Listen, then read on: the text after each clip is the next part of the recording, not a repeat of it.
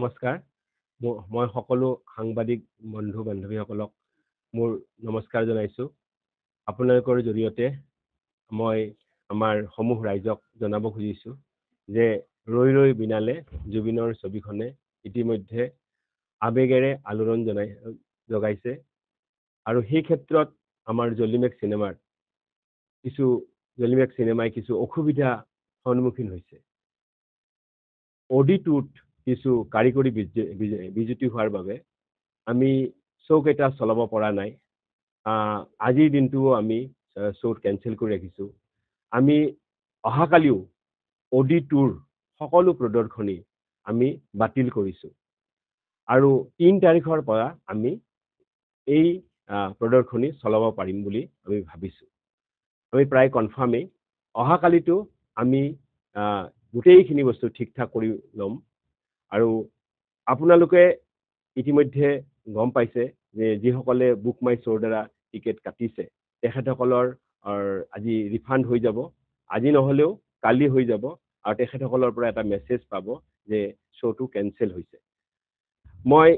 কোৱাৰ কাৰণে কৈছোঁ কথাখিনি কিন্তু ইয়াৰ মাজত কিছু এটা বিষ বা দুখ আছে আমি জলিমেক্স কৰ্তৃপক্ষই কেতিয়াও আপোনালোকক কষ্ট পোৱাটো নিবিচাৰোঁ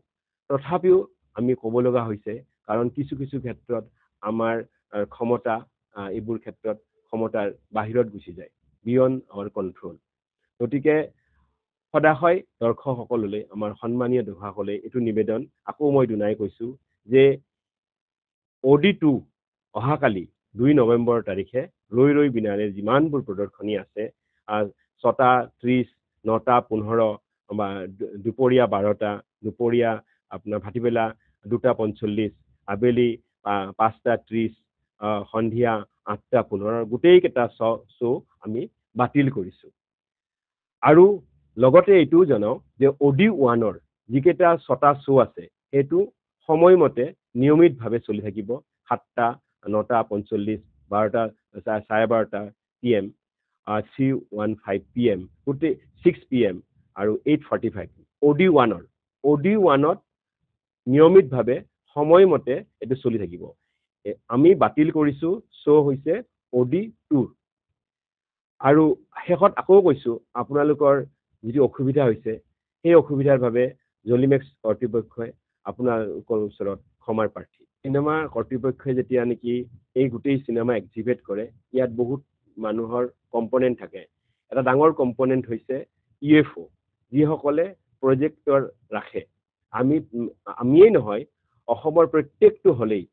99% বুলি ক'লেও ভুল নহয় 99%ই UFOৰ ওপৰত ডিপেণ্ডেণ্ট তেখেতসকলে প্ৰজেক্টৰ ৰাখে আৰু প্ৰজেক্টৰৰ বাবদ তেখেতসকলে আমাৰ পৰা ভাড়া লয় গতিকে গোটেই প্ৰজেকশ্যন ৰুমটোই তেখেতসকলৰ কণ্ট্ৰলত আৰু এইটো আমাৰ গুৱাহাটীৰ পৰা সিহঁতে কণ্ট্ৰল কৰে এই ক্ষেত্ৰত আমি ৰৈ ৰৈ বিনালে যেহেতুকে এটা আৱেগ সৃষ্টি কৰিব এই ক্ষেত্ৰত আমি যথেষ্ট মানে প্ৰস্তুতি চলাইছিলোঁ প্ৰজেকশ্যন ৰুমৰ ক্ষেত্ৰতো মই এটা মুখ্য এছ'চিয়েট হিচাপে এই জলিমেক্সৰ মই বাৰে কৈছিলোঁ যাতে কোনো হেৰি নহয় তথাপিও কাৰিকৰী বিজুতি ঘটিল এয়া দুৰ্ভাগ্যবশতঃ আমি বেলেগ ক্ষেত্ৰবোৰতো যেনেকৈ ফায়াৰ হওক বা ইলেক্ট্ৰিচিটি হওক দুটাকৈ জেনেৰেটৰ লগা পাৰ্কিঙৰ ক্ষেত্ৰতো যথেষ্ট আমি ভবা চিন্তা কৰি সেই হিচাপে সা সুবিধাবোৰ আমি যোগাৰ কৰিছোঁ আমি ৰাইজক দিবলৈ চেষ্টা কৰিছোঁ আমাৰ দুৰ্ভাগ্য যে এই কাৰিকৰী বিজুতিটো ঘটিল আৰু আমি দৰ্শকসকলৰ মানে কি অপ্ৰিয়ভাজন হ'লোঁ আমাৰ জলিমেক্সৰো ৰেপুটেশ্যন বেয়া হ'ল তাৰ কাৰণে সেইখিনি নাভাবি মই এতিয়া আমি কি কৰিব পাৰোঁ কি কৰা উচিত সেইটোৰ ওপৰতহে আমি মনোযোগ দিছোঁ আকৌ আপোনালোকক দুনাই কৈছোঁ আপোনালোকে জনাৰ কাৰণে যে OD2ৰ অহাকালি 2 নৱেম্বৰ তাৰিখে সকলো প্ৰদৰ্শনী আমি কেঞ্চেল কৰিছোঁ অহা নৱেম্বৰ 3 তাৰিখৰ পৰা এই OD2 চলাৰ আমি আশা কৰিছোঁ আৰু OD1ৰ শ্ব'বোৰ নিয়মিতভাৱে সময়ত চলি থাকিব হয় OD2 সক্ৰিয় হৈছে কিন্তু আমি কনফিডেন্স লেভেলটো লাগিব কাৰণ আমি কৰ্তৃপক্ষই কেতিয়াও নিবিচাৰোঁ কিবা আকৌ বিজুতি ঘটি গতিকে দুবাৰ আমি মানে কি চিয়ৰ হ'ব খুজিছোঁ যাতে মানুহসকলক আমি বিমুখ নকৰোঁ